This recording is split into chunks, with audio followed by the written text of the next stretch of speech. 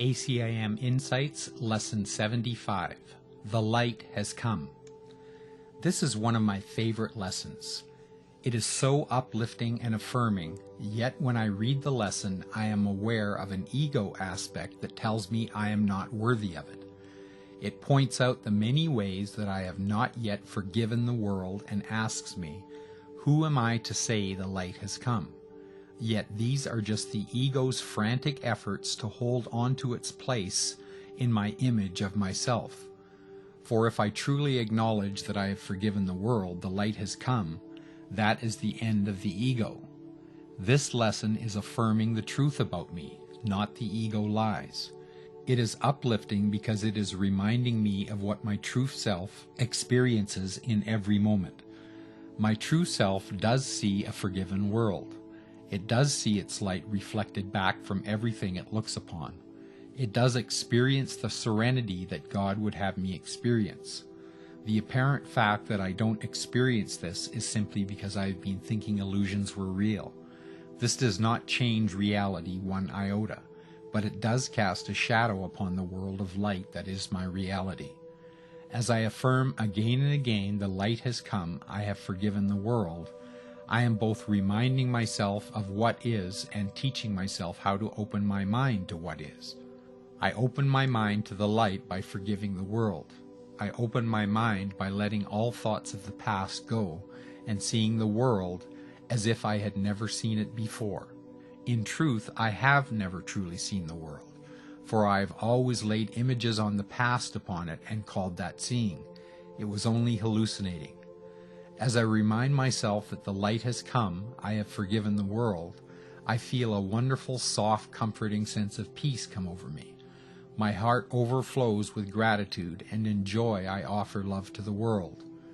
And if only for a moment I experience that the light has come, it is enough to motivate me to keep on practicing letting go of the past.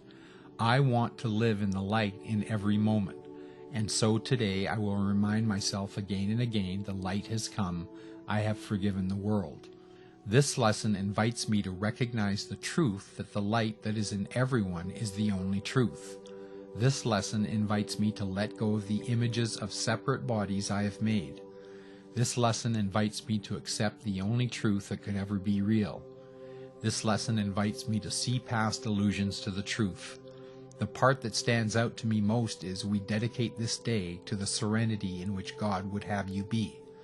Keep it in your awareness of yourself and see it everywhere today, as we celebrate the beginning of your vision and the sight of the real world, which has come to replace the unforgiven world you thought was there.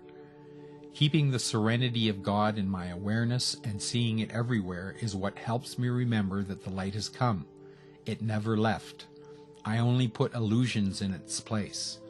As I become more willing to let illusions of uniqueness go, I am able to recognize the wandering in the wilderness of image-making for what it is and not attach meaning to it.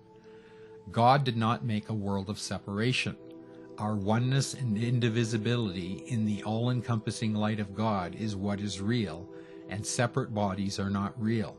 Truth is true and nothing else is true. The light of God has come because the light of God is all that ever was true.